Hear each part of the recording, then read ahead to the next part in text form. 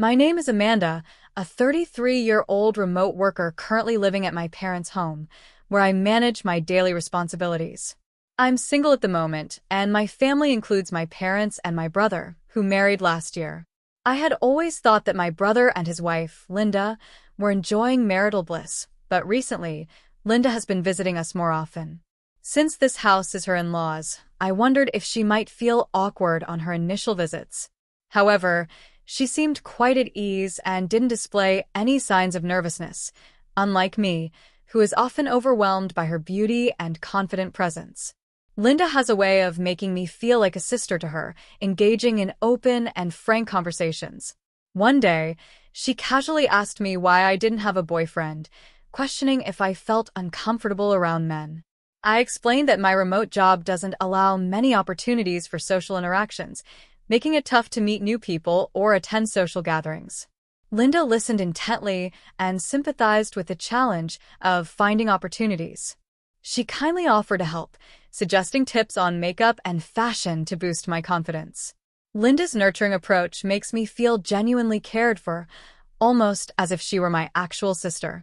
She encouraged me to step out of my comfort zone, enhance my style, and be ready to make a great impression when the right person comes along.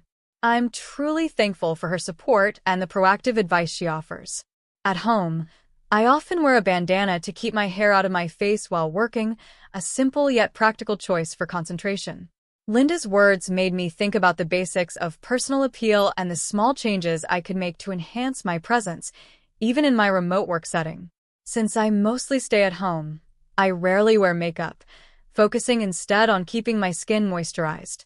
There's seldom a need to dress up, so comfortable loungewear is my usual attire at home. It's hard to imagine stepping outside dressed like this, and since Linda mostly sees me in this casual setup, she might not have a clear idea of how I prepare for more formal occasions. In fact, at my brother's wedding and other significant family events, I've always made sure to wear proper makeup and dress appropriately. Yet, it seems that Linda has overlooked these efforts. One day, Linda excitedly suggested we go through my wardrobe. "Let's start by checking out your closet, Amanda," she declared. Without waiting, she entered my room and started to examine my closet meticulously. I hesitated for a moment, wondering if I should stop her, but recognizing her good intentions, I decided to watch. I don't have a vast collection of clothes, but I am choosy about what I buy, ensuring everything reflects my personal style. My favorite brands are neatly organized, which seemed to surprise Linda. "Wow, I didn't expect you to have such nice clothes. And your makeup items are top-notch too," she remarked, evidently impressed. She had always thought the brands I favored were too pricey for her. As Linda continued to explore, she commented on each piece of clothing and examined my makeup case. After about an hour, feeling that her enthusiasm might be a bit much, I gently interjected. "Linda, it's about time," I suggested. Snapped back to the present by my words, she apologized. "Oh, I got carried away looking through your things." She concluded that there was no need for new purchases. Linda had even taken out all my winter clothes to inspect them, leaving them scattered about, a bit of a mess, which she didn't seem inclined to tidy up. "I carefully select my makeup products myself," I explained, a bit defensively. "My skin is sensitive, so I've tried various brands and narrowed it down to these specific items." Linda looked surprised and mentioned, "With such high-quality makeup at your disposal, it seems you don't often go out and thus don't use it much, do you?" I nodded, admitting, "Yes, honestly, I hardly ever wear makeup unless there's a special occasion. I only apply it when absolutely necessary." As I replied, Linda seemed dissatisfied. She assertively declared, "That won't do. Next time I see you, I'll teach you some makeup techniques." As Linda sifted through my closet and evening approached, she finally decided it was time to head home. I often wondered about the frequency of her visits. Could it be that things were not going well between her and my brother? This thought troubled me. Why would she come to our house so often if her relationship with my brother was faltering? I couldn't quite pin down Linda's motives and found myself puzzled. Meanwhile, my parents embraced her frequent visits, treating her as a beloved family member, which sharply contrasted with my bewildered reception. Isn't it nice for Amanda to have a big sister? We're looking forward to Linda giving you makeup lessons next time, they remarked joyfully. They added a note of caution, but it's not good for Amanda to rely too much on Linda. I nodded in agreement, harboring mixed feelings internally. Truth be told, I had never actively sought makeup advice from Linda. My life is incredibly busy, and prioritizing romance or extensive beauty routines isn't feasible. Linda's offer to teach me makeup techniques was her own initiative, not a request from me. From past experiences, I often find myself caught up in Linda's whirlwind of spontaneous ideas. While my parents interpret this as her being supportive, I sometimes wish she would be more mindful of my need for personal space, especially since I'm focused on working from home. Yet, I find it hard to outright reject her suggestions because they are well-intentioned. Discussing this with my parents, who are very welcoming of her, feels daunting. With these heavy thoughts, I returned to my room and began reorganizing the winter clothes that Linda had left scattered around.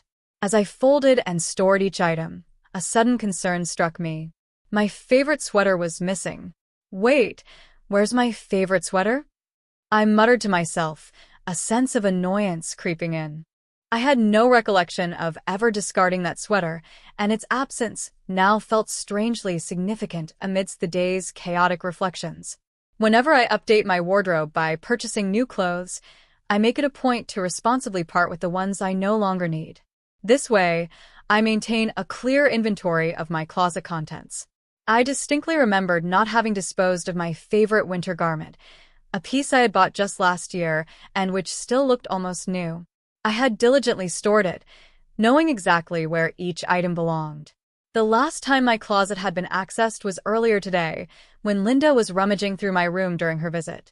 I had stepped out to the living room to ask my parents to prepare some warm tea and snacks for her, leaving her alone in my room for a brief period. I noticed she had brought her bag into my room, which might explain her ability to conceal anything unobserved. However, outright accusing Linda of theft seemed premature and potentially unbelievable without concrete proof. Despite my suspicions, I felt somewhat powerless.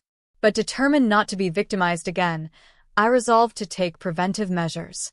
A month after the incident, anticipating Linda's next visit, I invested in a discreet security camera.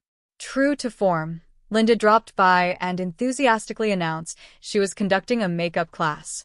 She dived into my closet, handling my beloved makeup tools, and soon had me seated on the carpet for a lesson with her own cosmetics collection. Since I had no plans to leave a house that day, I went to wash off the makeup shortly after she finished. During this time, Linda packed up, saying she was ready to leave. I called out to her. "I've prepared some tea and snacks in the living room. Please have some before you go," ensuring she actually left before I moved to my computer. This precaution was because of the new camera I had hidden in the room to prevent further intrusions or losses. Upon reviewing the camera footage, my heart sank. I watched as Linda discreetly placed several makeup items, including some rarely used nail polishes, into her bag. It seemed she thought these small thefts would go unnoticed. Disheartened and in disbelief, I transferred the footage to my smartphone for safekeeping and future evidence. I then went to the living room to discuss what had transpired with my family. Coincidentally, my brother was there. As soon as he saw me, he approached with a concerned expression. Amanda, it's been a while. I heard you got a makeup lesson from Linda today. Please stop relying on her. You're the reason she feels compelled to come here," he remarked. His comment took me by surprise. What? "I don't recall ever asking Linda for help," I responded. His misunderstanding of the situation added another layer of frustration to an already troubling day. The revelation of stolen makeup items left me seething with anger. But the situation only intensified when my brother implied that I had been the one inviting Linda over repeatedly. "Bro, I never asked Linda to come here. The makeup lesson was entirely her idea," I countered. But he sharply retorted, "What are you talking about?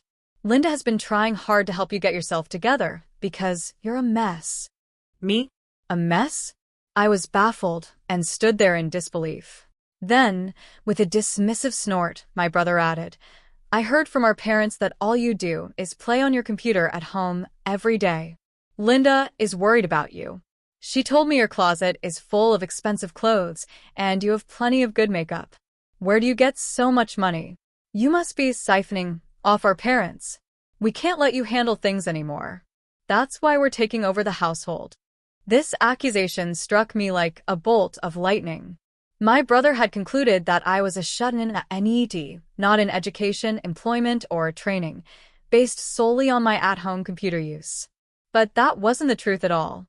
I earn a steady income through my remote work, and my lifestyle doesn't imply a lack of societal participation.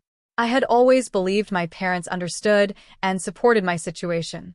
When my parents returned home, I wasted no time addressing the issue. I relayed my brother's harsh words to them, hoping they would help calm him down. Yet, their response was not immediate, and they seemed deeply troubled, humming and hesitating as if pondering something urgent. I pressed them for clarity. Ryan says he's going to live here. But are you really okay with that, Dad and Mom? Dad quietly responded, well, if Ryan wants to live here, I see no reason to object. Mom seemed to agree, adding, indeed, Linda is a wonderful person, and it might be fun for all of us to live together in this house. Hearing this, I was dumbstruck. At that moment, Ryan, standing behind me with a triumphant look, raised his voice. Unlike you, an ET who just stays at home, I actually earn money and have a wife.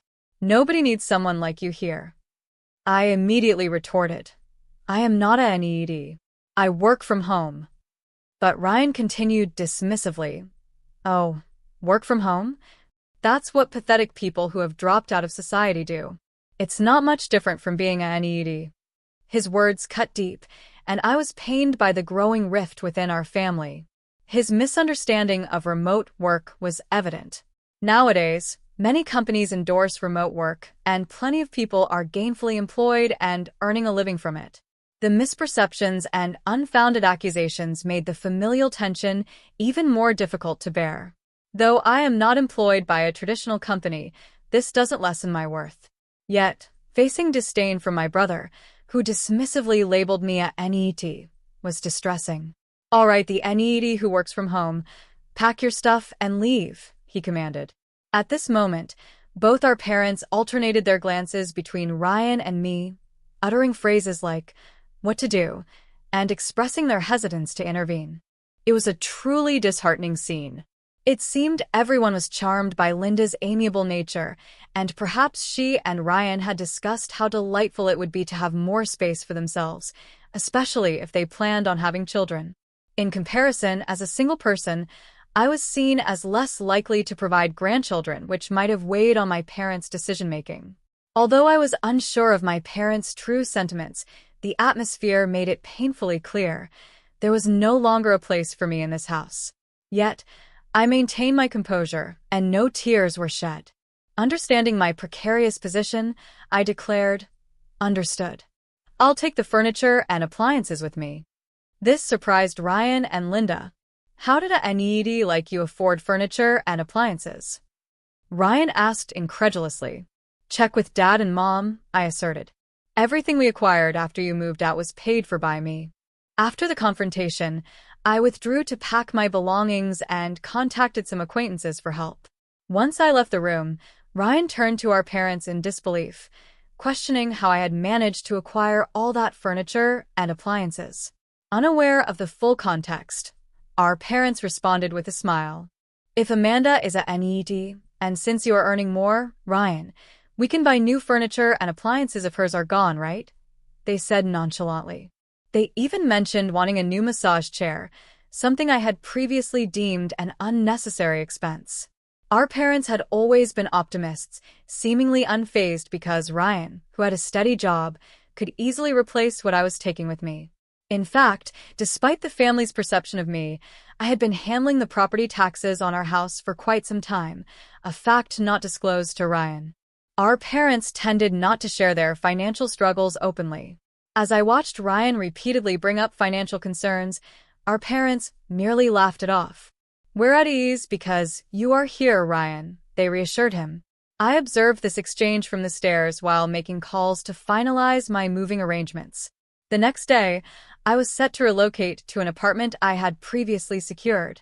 Several friends, including one who owned a moving company, had agreed to assist, making the process smoother during this off-peak season.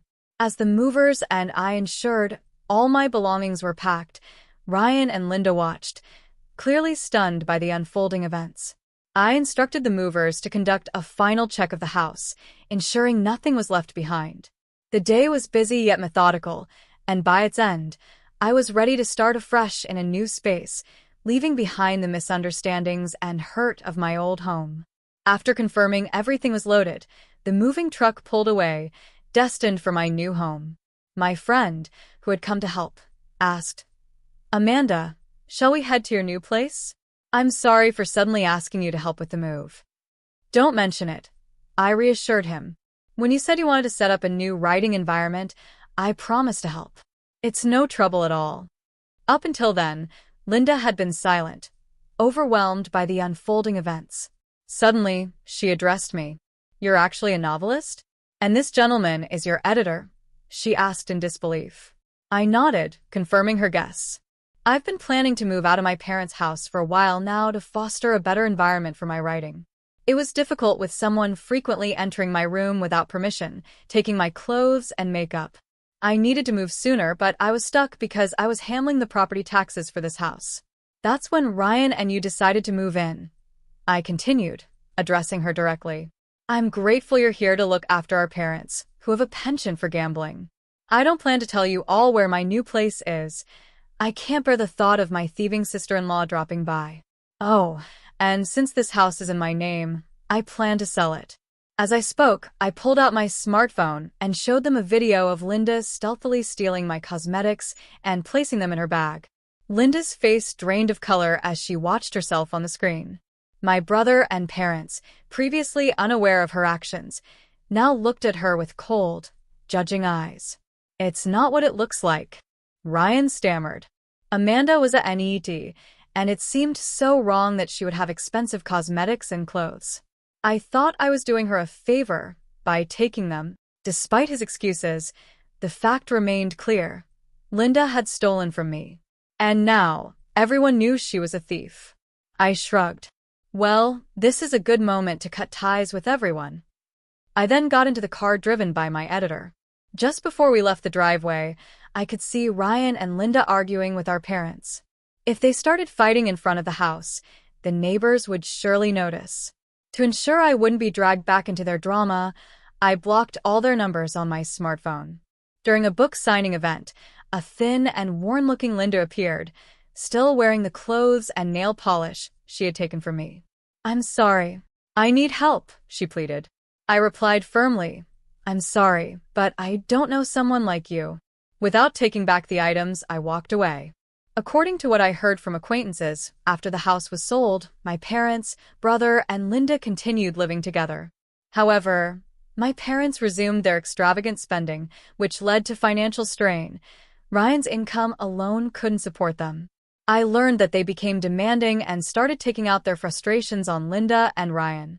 Linda had to start working to support their living expenses, and she became so busy that the idea of having children became unthinkable.